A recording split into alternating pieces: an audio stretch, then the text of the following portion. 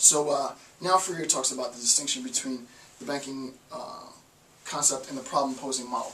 And what we're going to do is we're going to list the benefits of the problem-posing model and list the disadvantages of the banking model, and point for point be able to see it, right? And he concludes the chapter with sort of this dualistic back and forth, right? This is a benefit, this is a disadvantage. This is a benefit, this is a disadvantage. And he concludes chapter 2 on that note. And I think it's a very effective way of capstoning the idea and the positions that he wants to articulate in chapter 2. So we have the banking concept,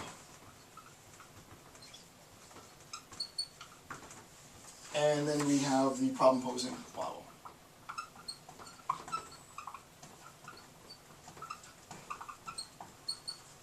Okay, and I'll leave a little room for artwork.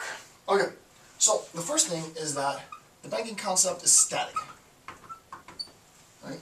And the banking concept is static, but the problem-solving model, problem-posing model, is not static, it's dynamic. The question is, why is the banking concept static? You remember that the banking concept is static because we have an oppressor or a teacher, an oppressed or a student, and information is given as a gift, right? Very static concept. I have the idea of K, knowledge, in my head. I transmit K, knowledge. I deposit K, and there is no transformation of K. Hence, this is static. Why is the problem-posing method dynamic? Well, we can say that the educator has knowledge of K, the educator transmits K, the student, well, it would be on par, right? The student,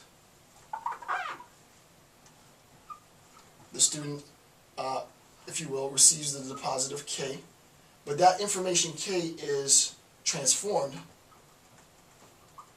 The information K is transformed based on the student's life experience to, let's say, K prime.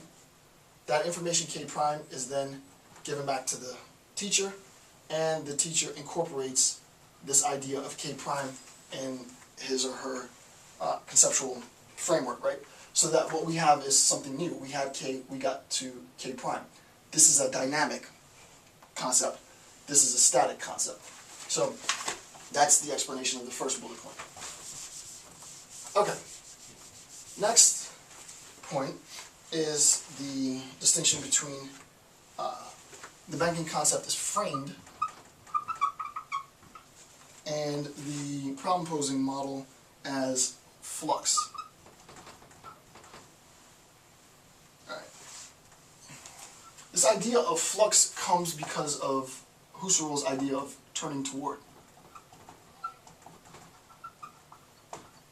And this idea of the banking concept being framed is a consequence of, as we know, the prescriptive account, right? It's prescriptive. If I say something is prescribed, right, it's framed within a very, very specific context. You go to your doctor tells you that you can have 60 pills at 25 milligrams. You cannot have 59 pills at 25 milligrams. You cannot have 60 pills at 30 milligrams. You have to have exactly what the doctor prescribed for you, right? This idea of prescription is rigid, right? Prescription is rigid, and what happens in the banking concept is that the oppressor or the oppressor or professor or the oppressed or the student is prescribed, right? You are prescribed. The oppressed class is prescribed information. That prescription is your mode of governance. You know how to govern yourself for another being, another human. Right? I become sort of